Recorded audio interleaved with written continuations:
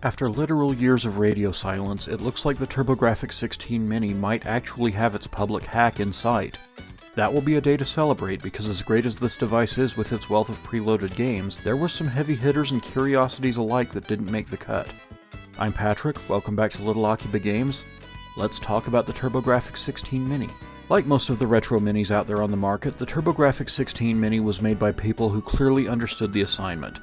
The moment you fire it up, you're transported back to that platform's entire presence as it was in that specific era. In this case, it meant you were playing a lot of great games that no one ever recommended to you because they were too obscure, new and unfamiliar ports of very familiar games, and a good number of imports because most of the system's library was famously left in Japan. There also just aren't nearly enough of these systems in circulation, so I really feel it would behoove Konami to get another wave of them out on the market. This system and its legacy absolutely deserve it. As mentioned at the top of the video, it looks like we're finally about to get a public hack for this goated Mini, but for those owners who only know the games that are on that device and have no idea what to expand with, this video is for you. If you're one of the lucky owners of a TurboGrafx-16 Mini, a PC Engine Mini, or a Core Graphics Mini, here's my list of 10 games that absolutely deserve a spot on your expanded system list. Just one note before we get to it. As much as I love fighting games and respect what the PC Engine brought to the table in that genre, I'm not going to be including any of them here. As of this recording, there are only 2-button controllers on the market for the Mini, so I can't recommend games like Street Fighter II Champion Edition or Fatal Fury Special when you would be getting such a compromised experience with them. With all that out of the way, let's get started. Let me just say, I am sick and tired of all the Keith Courage slander going on in the TurboGrafx community. I get that it wasn't anywhere near the marquee title that Bonk's Adventure, Bomberman, or even the legendary Axe would have represented in the same role, and it's kind of insipid that it was relabeled in North America to suck up to one of the execs, but the underlying game, Wataru, is a perfectly fine platform adventure that invokes Wonder Boy vibes while still being its own thing, and uniquely TurboGrafx in its look and feel. More importantly, it's the game that most TurboGrafx-16 owners, unless they bought their system on the aftermarket without a pack-in game, all have in common. That standing alone is worthy of a spot on the Mini, and I'm kind of disappointed in Konami for not including it in the first place. Make this one a priority when you hack your console. Even if it ends up not being your cup of tea, it's an important piece of the system's history that belongs on this device. Your mileage may vary when it comes to putting another pinball game on your TurboGrafx-16 Mini, but Devil's Crush forms a complete singular thought alongside its sibling, Alien Crush, already included on the system. If you prefer your video pinball games to do things that are impossible on a real table to expand what pinball can actually be like, this game is absolutely for you. The secret seems to be out as well, because prices for physical copies have skyrocketed in the last few years. Naxatsoft just had a good overall mindset for things that worked on NEC's platform, and as a result, this is not going to be their only appearance on this list by a long shot. Make sure you go for the Japanese version if you place a particular emphasis on avoiding regional censorship. As important as R-Type was for giving the PC Engine, and especially the TurboGrafx-16, a marquee arcade hit to hang its hat on, it's no surprise that it was left off of the stock game lineup for the Mini, as IREM is notorious for how finicky they can be with their licensing. While IREM famously split the arcade original into 2 HuCard releases due to storage space constraints, the game was eventually re-released on a single CD-ROM under the name R-Type Complete CD, and this is the one that deserves a place on the Mini. As a franchise, R-Type branched out to other platforms before long, but as home conversions of the original game go, the only one that got close, real close at that, to the arcade game, was and remains a PC Engine exclusive. You have problems when the only racing games they put on the TurboGrafx-16 Mini are Victory Run, a fine game to be sure, and Moto Rotor, decidedly less fine. I'll take care of that with this list. With the number of Sega's Superscaler games that found their way to the platform, the ones that didn't feel like glaring omissions, like Super Hang-On. Bari Bari Densetsu is a curiosity and a functional substitute for Super Hang-On. The licensed video game supporting Shuichi Shigeno's manga series of the same name, it certainly wouldn't be the last time his written works translated well to video games.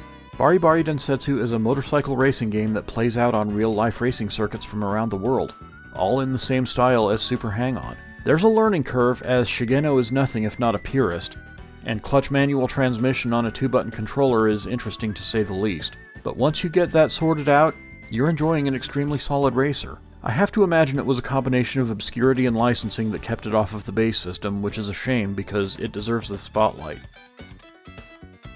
A lot of people out there believe the legendary axe should have been the TurboGrafx-16's pack-in game when it launched in North America, and while I don't doubt that it would have done at least as well as Keith Courage in Alpha Zones, far less disputable is how much it belongs on the TurboGrafx-16 Mini, to the point that its omission was a point of extreme controversy when the final list of games was announced. Widely regarded as the system's first killer app on this side of the Pacific, the legendary axe is an action platformer reminiscent of games like Taito's Rastan or Jaleco's Astyanax. Like Keith Courage, it wears the TurboGrafx-16's obscurity like a badge of honor. If you find yourself sitting down and enjoying this game, it's because you found your way to it. It certainly didn't find you. The Mini was its chance to shine, and for some reason it didn't make Konami's final list of games. Hack-Chi will be your chance to fix that mistake. You would be forgiven for mistaking Nexer for an entry in the Star Soldier or Alesta franchises, but it is very much its own thing, courtesy of stalwart PC Engine developers NaxxSoft, and it won't take long for the game to make the differences clear. The combination of all-around graphical flourish, the parallax scrolling that always seems to add difficulty to shmups of this era, and all-around strong game design make Nexer the perfect shmup to graduate to once you've got the Star Soldier series and Blazing Lasers mastered. Just don't look for a genuine copy of this one if that's what you're actually watching this video in hopes of finding recommendations for, because like a lot of items on this list, it's worth more than the TurboGrafx-16 Mini itself. There's no way I was going to make this list and leave arguably the best home version of Outrun for the time off of it. I'm honestly quite surprised that this game was left out of the stock game lineup because it's perhaps the best example of really solid arcade ports to the PC Engine compared to other platforms, even more so than Space Harrier. I've put a lot of time into this version as I recently picked it up alongside my PC Engine Core Grafx 2. And while there have been versions of this game since this one that offer up arcade perfect or even arcade superior experiences, it's really impressive how close they got on a console that launched the same year the game hit arcades.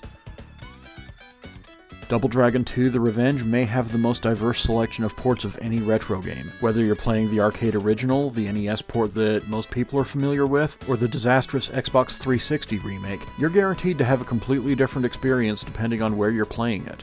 For a game with so many unique iterations, NaxxSoft, there's that name again, has produced one of the best and most distinct on the PC Engine. Where Riot Zone is only a single-player game and River City Ransom is really just a straight NES dump with an arranged soundtrack and some touched-up visuals, Double Dragon 2 is far and away the best representative of the beat-em-up genre you can add to the Mini, all while being uniquely PC Engine in its look and feel. Double Dragon wouldn't feel like this again until at least Double Dragon Advance. This version was truly ahead of its time.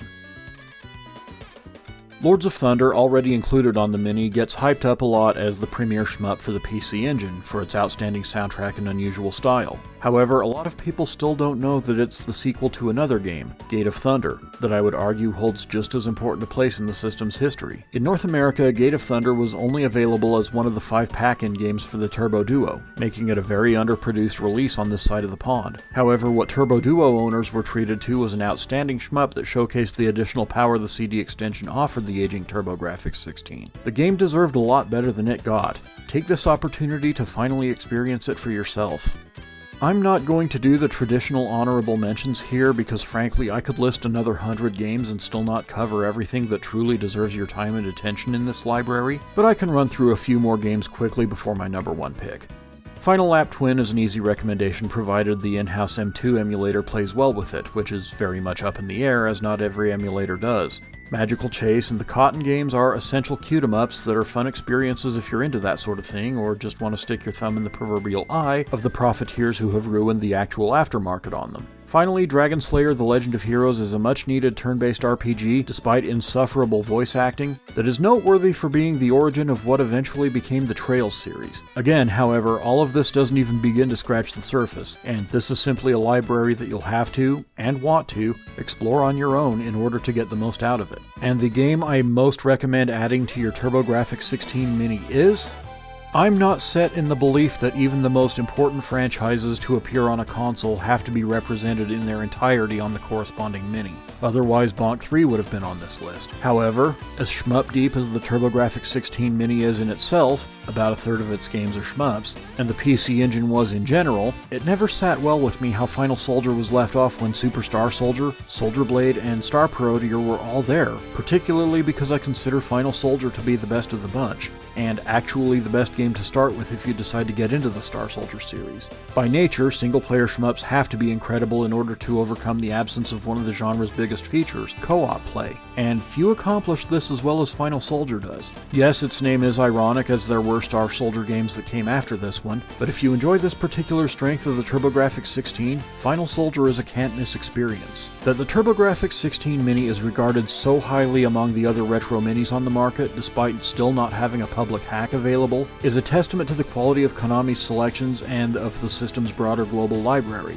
In the 80s and 90s, it was one of gaming's best-kept secrets in the West, despite NEC eating Nintendo's and Sega's lunch for a couple of years in Japan. Hopefully the public hack for the Mini is as close as it appears to be, because it'll be a wonderful opportunity for even more gamers to find out what was so special about this system during its heyday, and why it was such a compelling pipeline for gamers into the import market so early in our medium's history. That's all for now.